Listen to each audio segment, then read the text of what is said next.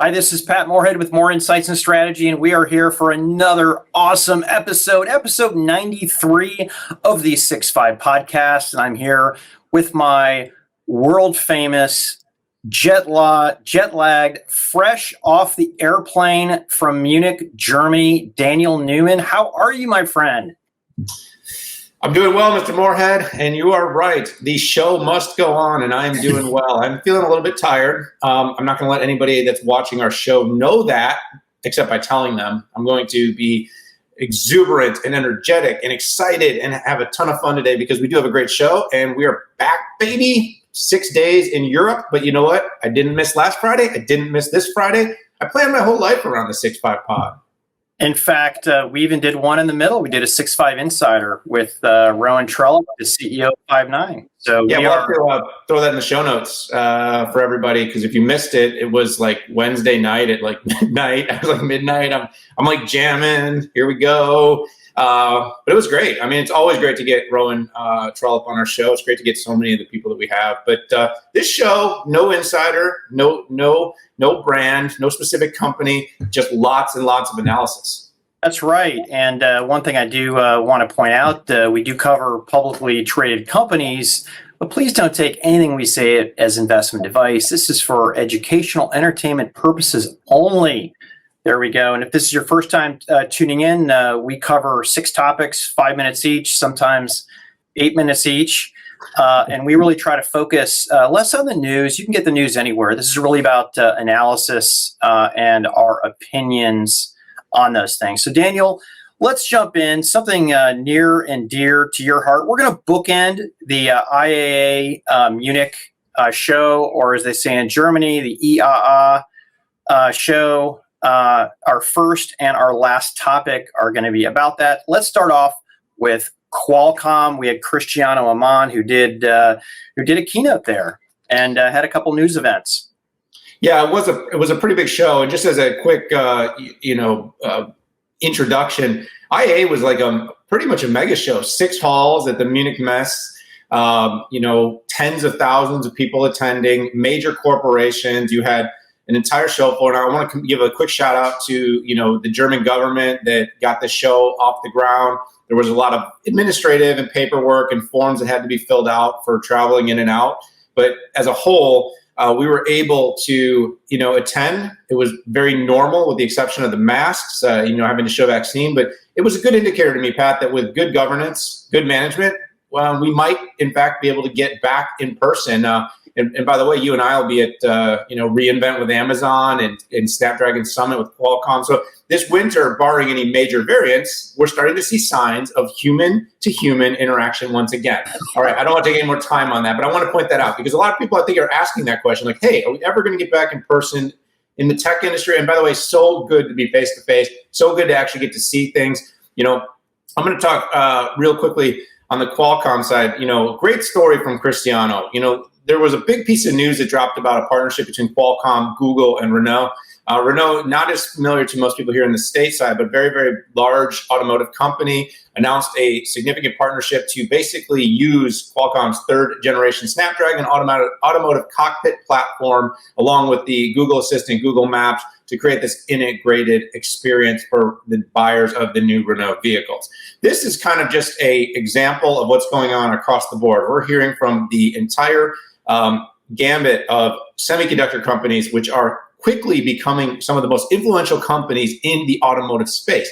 That, to me, was the big theme of this IAA show. When we come back on the back end of this, and we're going to talk about another big announcement, is what we are finding is that there are a few different systems in the automobile as it gets electrified and as we move towards autonomy are basically being driven by computers. What is being considered, Qualcomm calls it a digital chassis. Some people call it a skateboard. But what we are going to have in the future with these electric vehicles is you have motors and you have braking systems, you have a compute system, and then you have these different onboard systems. You have infotainment, you have telematics, you have the drive control navigation, you have ADAS, right?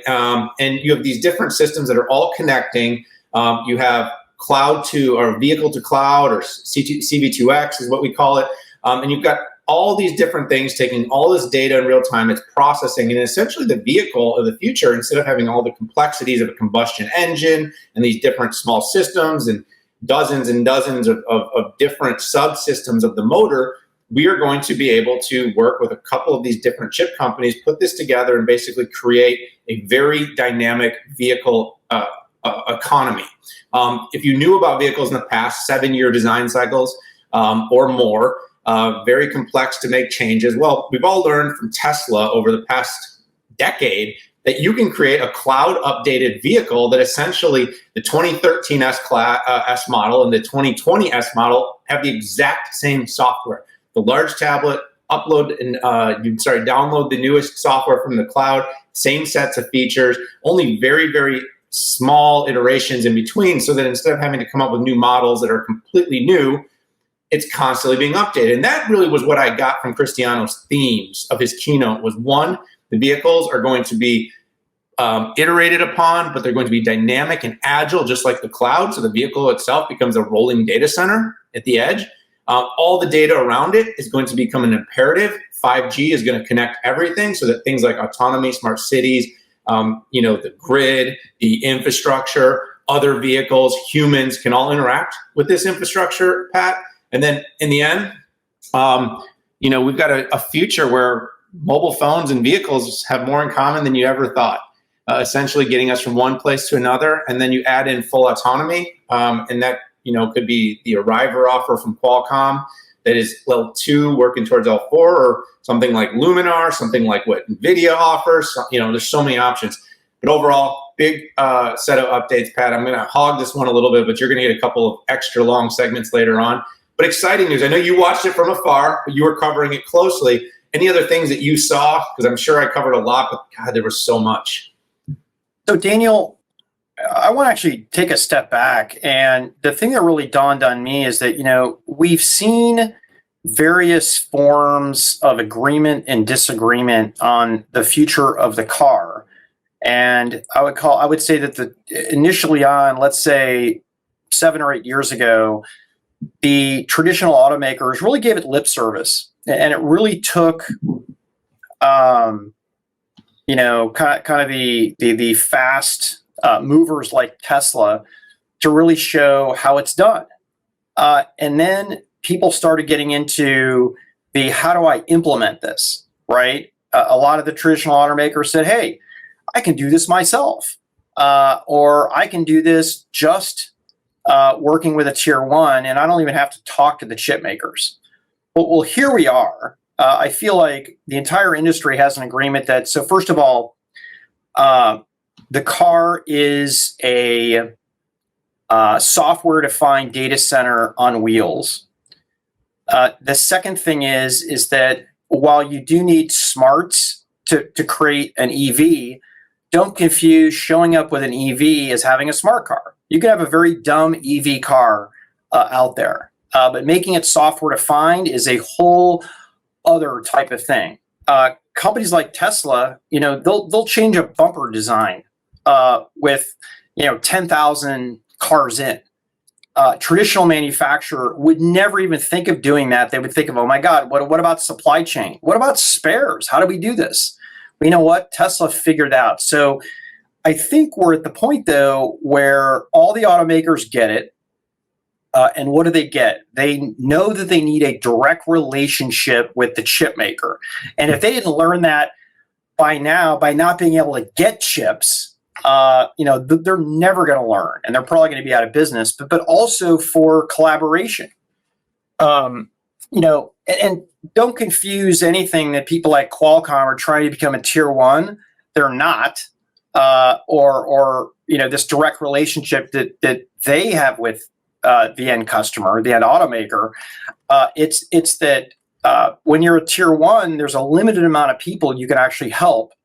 When you go direct to a company like Qualcomm or Intel or NVIDIA, there's a lot more that they can do for you, and they can share a lot of that value. So I wrote an article on Forbes, 1,500 words. You can check that out. I did a YouTube interview with the business lead, Nakul Dugal, who actually runs the automotive business. You can check that out as well, and I'll put that in the show notes. But let's move to the next topic, and that is that,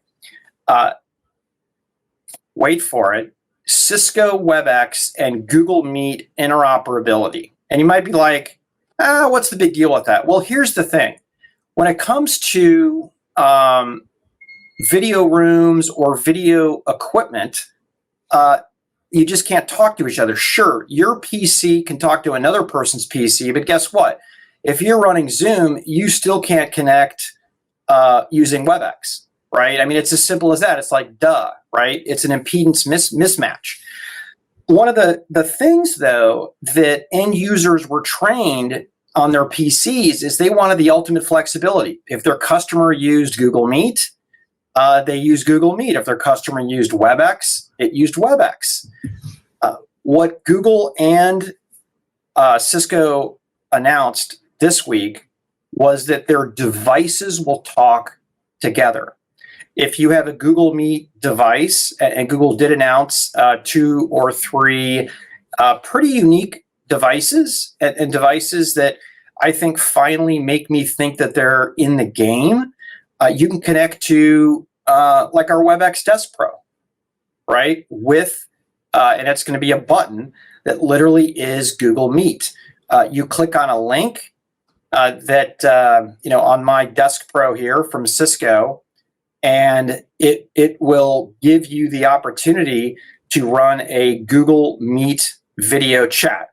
There's a ton of details on what's supported and what's not, but I'm going to let you read about that. I think the most important thing that isn't supported, there's a lot supported, don't get me wrong, but what isn't supported is the encryption, end-to-end encryption that you can get with Cisco's product. If you connect a Cisco to a Google device, you cannot do end-to-end encryption yet. I don't know if it will be an option. I mean, quite frankly, there's a lot of massaging that Google has to do on that video data.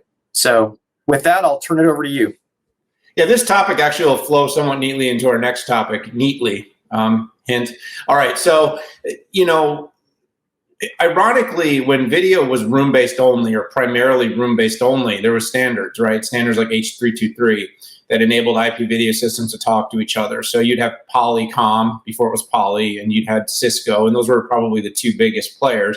And historically, you had a lot of different, hardware, different iterations and versions and years, and these systems all had to talk to each other. And it was complicated, but by creating standards, you had to have gateways and gatekeepers and such that would simplify that. But essentially, hardware could talk to hardware.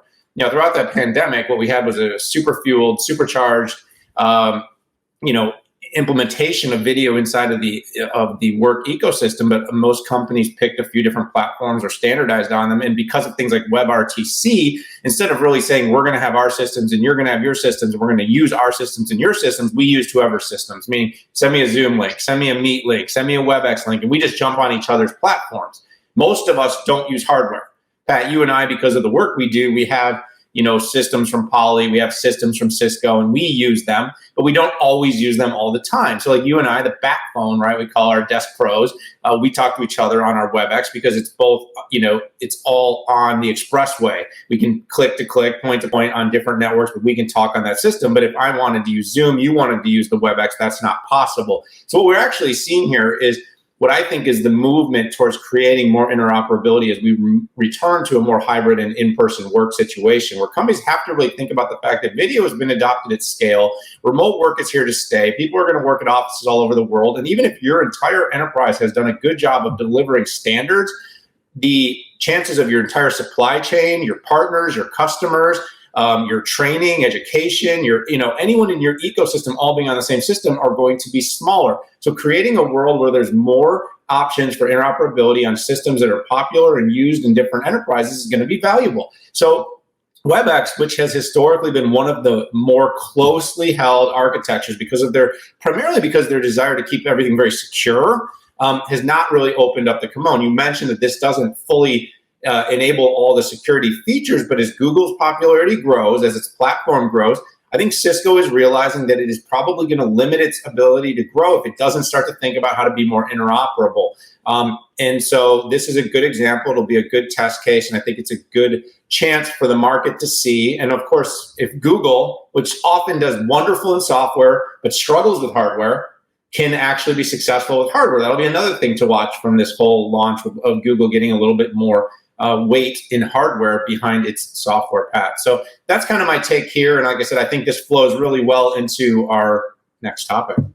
Yeah, and I really appreciate the historical WebRTC perspective. You know, what's new here too is that there's actually interaction like chat that will come along with this interoperability, stuff like whiteboarding, things like that make it a lot more complex. Thing I haven't figured out though, Daniel, is why Google and why Webex. You know, why not another partner? But I'm whiteboarding that to figure out, you know, is it weakness versus strength, strengths versus weaknesses? I would love to have been a fly in the wall with their corporate strategy folks. But hey, let's move forward here. Zoom, which by the way, Daniel, you and I are going to be attending Zoomtopia next week, puts another $30 million behind Neat. And if you've never heard of Neat, they have a line of pretty interesting UC equipment. Just when you thought the industry didn't need another equipment maker, there is Neat. Yeah, this is a pretty neat one, Pat. 41 million now that Zoom has put behind Neat. Neat makes a series of collaboration hardware, most notably its boards. It's like, you know, you've heard about maybe Microsoft Team boards, and Webex has its Spark boards. It's not called Spark board anymore, but they changed the names. But, you know, the point is that there's always been these room-based, fully collaborative innovation ecosystem products that people can go into a little huddle room. And by the way, you said, I would love to have whiteboarded that. Well, this is what this product is all about. Well, you know, Zoom obviously has been hardware light, meaning as a company done extraordinarily well, growing up to $1 billion a quarter on an almost pure, you know, edge-to-edge, desktop-based video collaboration solution. But hardware has increasingly been part of its ecosystem. You've maybe heard something called Zoom Rooms, and that's the ability to use hardware-based. It's been built on, you know, like Mini Mac and different hardware cameras that go into rooms, integrate with the Zoom system, and enable these room experiences to be integrated to these individual desktop or PC or smartphone-based video collaboration experiences. So here, you know, with this particular investment, what it looks like to me is, you know, Zoom has its venture business. It's cash. It's flush with cash, and the company is coming into a situation now where it is having to figure out how it's going to differentiate. Whether that was the significant multi-billion-dollar investment in Five9 to move it into contact center in the cloud, whether it's been the events platform. Well, getting more into hardware is going to be important. Again, just like we mentioned with the Cisco and Google collaboration, Zoom needs room-based technologies that are going to win, because when people go back to the office, and I don't care how many CNN or CNBC segments you hear that say people do not want to go back to work, people want to go back into physical spaces with other people as soon as they are ready and they, you know, believe it is safe and it's healthy. And we are more successful at engaging and collaborating when we have this blended environment. There are just times when we need to be able to get in a room and stencil something out. People can't be multitasking and looking at their screens. And I think that's really what this is all about. Is Zoom has found a company that builds really good product. By the way, a lot of the Neat people have historic backgrounds from companies like Tamberg. This is another Oslo-based Norway. The Norwegians seem to really get this collaboration thing. Not sure, been doing it forever. And so, you know, when I think about it, Pat, it's in the Zoom world, a company's doing $1 billion a quarter. 30 million isn't a huge number, but it's a meaningful investment in a company to continue to develop products that are going to work and integrate very well with Zoom. And I think it's again, the underlying story is more about what work is going to look like. Zoom, Webex, both of these stories are indicators to me that they see a hybrid future, people in offices and needing better equipment in rooms to connect those experiences to those that are not in the offices. Wow, Daniel. The only thing I have to add to this is I'm thinking strategically why Zoom is doing this, right? And there's this notion of having rabbits who can implement features on the service side as quickly as possible, right? And we've seen this.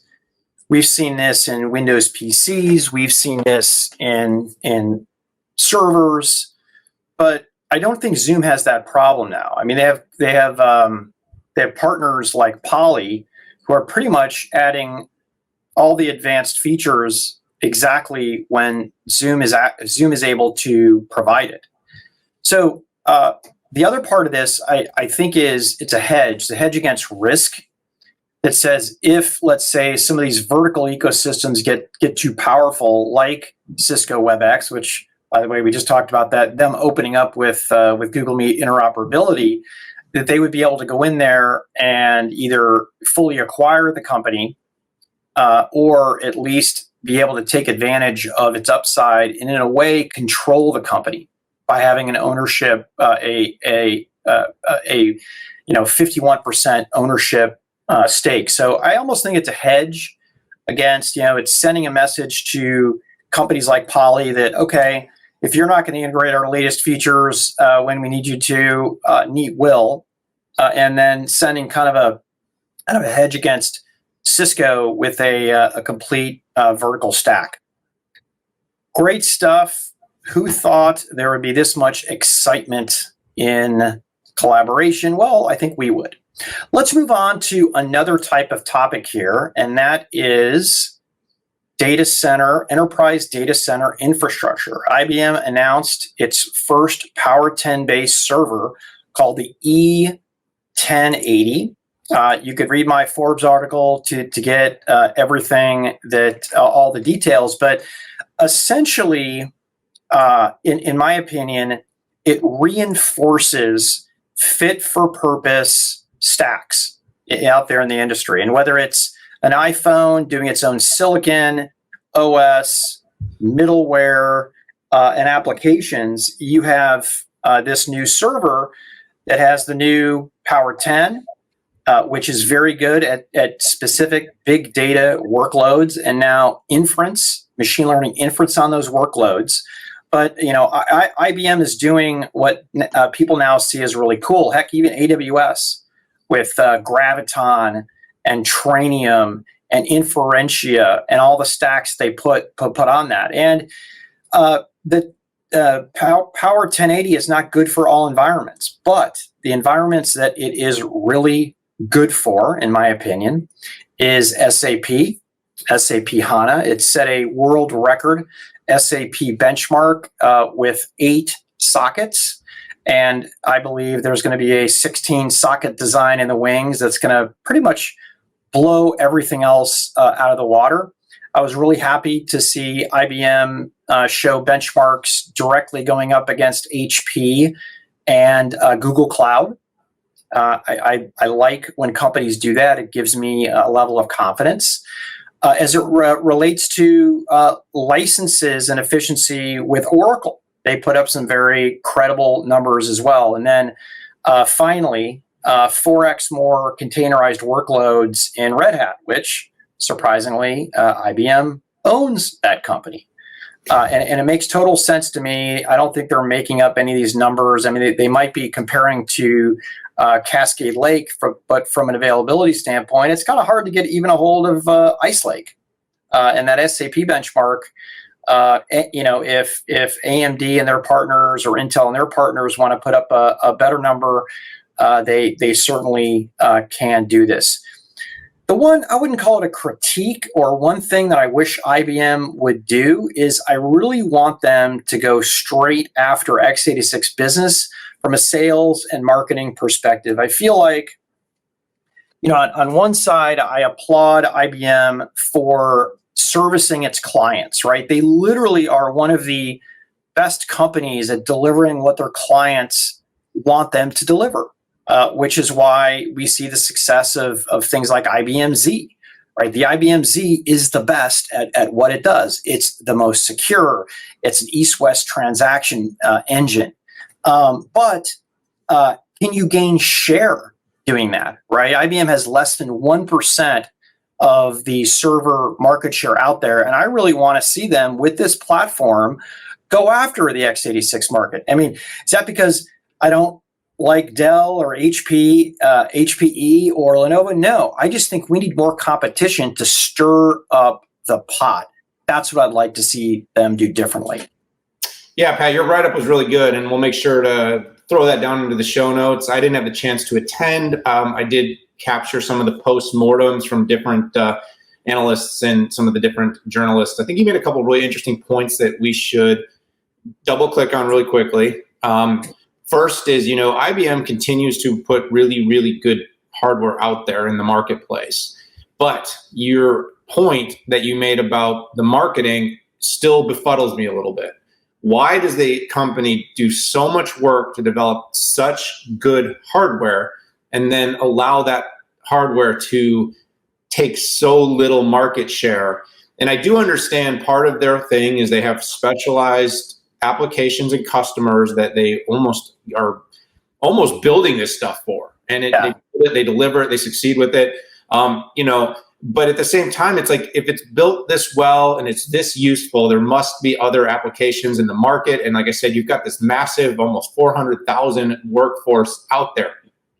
Build that market, even get to 2%. You're talking about a huge growth of the business. The second thing I did really like, and you have a good section in your article about it, was the hybrid cloud story. This is IBM's story. IBM is not, despite the fact that it has public cloud, is not building its narrative around public cloud. It's building its narrative around the hybrid cloud. Well, Power 10 is really built with that in mind. It's built for this frictionless architecture, or frictionless hybrid cloud is how they're coining it. And the idea is taking Power virtual servers, OpenShift, IBM Cloud, and creating seamless, frictionless migration of workloads between, public and private. And I think, it's not universal and it can't do it for every application, but it showed in its story and its rollout that it is addressing this early and often with the Power 10 story with these new servers. So, again, if you keep in mind what IBM is trying to do, the story here is about building something that's useful and hybrid. If you look at Pat, it sounds like you and I share an opinion as analysts. You have a great product. Sell more. You have a great product. You have the architecture. You have the infrastructure. You have great benchmarks. Let it be known. Tell the world. Keep talking about it beyond the launch day. But congratulations on a successful launch. I think you ended your article by something like, "I'll tell you in a year." Yeah. So let's come back to this in a year and see if this good product is matched with good sales. Yeah, so let's move to the next topic. We just talked about general compute for SAP and Oracle and OpenShift. Let's move to a different type of compute, and that is IonQ. So IonQ scored a $20 million deal with the University of Maryland, and then 2 days after, made an announcement that said they were tripling their order expectations for 2021. And so first off, I just want to say I'm kind of smiling because we hear often that there's no money in quantum yet, right? University of Maryland actually charges enterprise customers to come in and use their stuff, and they are known as the most lauded university for quantum in the United States. And but I couldn't help but to grin when I saw the tripling order act. And the reason there was a couple that I talked to the CFO at IonQ, and basically the reason there was a 2-day offset between these two announcements is that tripling of order is just not just University of Maryland. And he didn't say this. These are my expectations that they were probably going to see a couple more design wins, some revenue. I mean, this company is on a roll. A podcast that you and I enjoy listening to, the All In podcast. I think the word was quantum is uninvestable. I forget exactly which one of the mob that actually said that, but I could be wrong. But I think they all agreed, actually. Yeah, and it's funny. I was surprised to see at least one of them say that. The scientist of the group. But I think what they're disconnected from is, first of all, none of them understand infrastructure. Okay, there's not a single person in the All-In pod who understands infrastructure. They all have their different swim lanes. You and I understand infrastructure. And when I see Google Cloud, AWS, and Azure laying a bet on a company like IonQ without even having to understand how Paul Smith-Goodson, my quantum principal analyst, he understands it. But I don't understand it nearly as well. There's something that's going on there. So overall, I think this is good for the industry. I feel like right now it's almost a three-horse race between IonQ, IBM, and Honeywell / Cambridge. A lot of cool companies coming out with some different ways to skin this cat that I'm super excited about. One note here, I think in the next couple months, there's going to be a SPAC marriage between DMYI and IonQ. In order to, it'll be the first time that public investors can actually invest directly in quantum. And $ DMYI. De-SPACing. Will they be punished like every other SPAC on the planet? That's okay. Just think long and don't take anything we say as investment advice. Real quickly, I'll touch on this because we got one more topic and we only got a few minutes left on the show. Look, we are seeing a important marriage take place between classical and quantum computing. These things are not going to act independently for a very long time. But the reason Azure Bracket, the reason Microsoft has put Azure Quantum into the cloud, this is happening because there are complex problems that cannot be defined or solved using the current state of classical computing in a timely fashion. Companies like JP Morgan Chase have partnered with companies like Honeywell, and they're making very large spends and investments. This isn't an uninvestable and non-existent business. The problem is it is a business that is taking a very long time to mature to reach critical revenue mass. So some businesses are exponential growth. And so when VCs and venture capitalists talk about it, a lot of times they're looking at what can go from 0 to $1 billion in a couple of years. For quantum, this is one that is more iterative. The improvements are being made every year, but there are architectural improvements. There's been huge movements in terms of the state quality and error ratios of the qubits in terms of their ability to stay in a useful state longer. And as that continues to happen, the problems we're going to be able to solve are going to become greater, and especially with the marriage with true cloud computing, that's where we're going to see value. So IonQ here showed another win. Good for them. Good for the industry, good for the state. Quantum is going to make a difference. Don't turn your back on it. Keep watching it. Pay attention. More to come. Good adders, Daniel. And at some point, we can get Paul on here to actually riff about the core tech, which just blows my mind. Let's get into the last topic here. This is Mobileye, Intel Mobileye, and Luminar for a Moovit Robotaxi. First of all, who is Luminar? Daniel, you might want to start there. All right, let's go. Talk about de-SPACing. So LAZR, Luminar, is laser.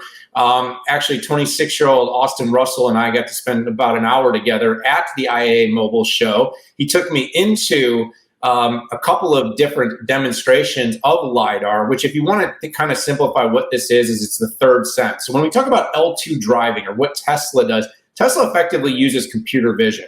Other L2 solutions use computer vision, cameras, and radar as their sensing technologies. But the problem is, in some of these companies that are trying to go to this full self-driving or even partial self-driving, Pat, like the car that you drive, that allows you to take your hands off the wheel for a minute, up to a minute at a time, supposedly using the sensing of L2. But we've seen a lot of problems with that. We've seen a lot of fiery crashes. And, we are still at a point where most of it is more about assisting than it is about truly self-driving. But the holy grail is self-driving. Well, LiDAR is a very expensive technology, at least up to this point. So when you think about that Apple car, those Google cars driving down the road with the crazy spinning hood on the top, right? That's LiDAR. That is how at least most of the world sees LiDAR. Most of those systems cost tens of thousands of dollars per vehicle. So it's up to this point been considered almost an usable technology at scale, and so it hasn't really been put into place. But what Luminar has built is essentially a LiDAR, which Russell told me can be done at about $1,000 a vehicle at scale right now and can be put in. And so what Intel Mobileye has done, and Mobileye is radar and computer vision, has a very holistic set of maps and integrations and camera systems and in a whole economy for its L2 system. But the holy grail of robotaxis is that L2 plus system that's out in the marketplace is not going to work in a densely populated urban environment. You all hear the story about the carriage and the babysitter and the coffee shop and the crossing the road, and the car has to make an instantaneous decision. Well, with LiDAR, it has eyes further down the road. It's able to see more. It's able to do more. So, I'm going to give one more little thing here on this about Luminar, Pat, and I'll let you talk more about the Intel Mobileye and Moovit partnership so that we can split this one up. But they took me on the test track, Pat. They took me in a Tesla Model 3 with the full newest software update, and they did this detection with a small child in the middle of the road. Okay, and then they basically took the car to speed about 50, 60 kilometer, had it detected in the Tesla with the computer vision, and it could not stop from hitting a kid that was in the road about 100 meters in front of it. And it was static. The kid was static. And I put a video of this on Twitter, so we can put the link in the show notes of that video. The second demo they did was the same demo with LiDAR. So using the Luminar system, and voila, with the LiDAR, it was able to detect further down the road. And although the braking was very abrupt, it was able to do that. There was a third demonstration where the kid comes running out from in front of a parked car, which we all know that's the kid chasing the ball out of the driveway. We all learned about this in driver's ed. Well, it was also still on this kid moving out in front of the car, able to detect it and stop. And then there was a fourth example, by the way, worth noting, of when it has a false ID of a possible person running out in front of the road that is able to stop, where it doesn't have the car slam, meaning it slows but actually keeps going smoothly. So you don't, because obviously every time you slam, you do jerk the driver, you create risk. So LiDAR, this third sense, adds a ton of capability, and the Moovit Intel Mobileye Luminar partnership adds a technology that can truly potentially get us to this holy grail by having enough sensing to be able to put these taxis into densely populated urban areas. So this is really exciting. By the way, Moovit is part of Intel Ventures' portfolio. Yeah, so real quick, you put these two companies' technologies together, Mobileye and Luminar, and you get a service that is actually owned by Intel called Moovit. And the big announcement was they're going to start fully autonomous service in Tel Aviv and Munich starting in 2022. What I really like about this is, first off, getting a company that very few people know into the spotlight. And I also like to see that Mobileye is taking a much more aggressive stance here beyond L2+. I mean, if you think about where Mobileye started, it was all about L1, and then it went to L2, and then L2+. In fact, it's one of the market leaders in there, and a lot of trucks have their technology already. But the big question was, and I think NVIDIA stirred up the whole, no, you really want to be L4 or L5, if not, and then it's not that Mobileye didn't have the tech or the know-how. They just had to work with Intel and what Intel was doing for L5 and L4. And now we see, most of the industry kind of resetting itself in L2+, while looking to robotaxis and L4 here. So all exciting. We think quantum is slow. Look at how long we've been talking about self-driving cars being right around the corner, but this is a good proof point that maybe we aren't as far away as we think we are. So we're getting close. It's going to happen faster, though. The gears are going to start turning. I know. So, hey, Daniel, we're at the end of this show, and I just want to thank everybody who joined in here. If you like what you heard, hit me up on Twitter. If you disliked something, hit Daniel up on Twitter. But regardless, hit that subscribe button, regardless of where you are, whether it's video or audio. punch that subscribe button right now. So with that, I'm going to bring us to a close. I want to thank you for joining us for episode 93 of the 6-5 podcast. Have a great weekend.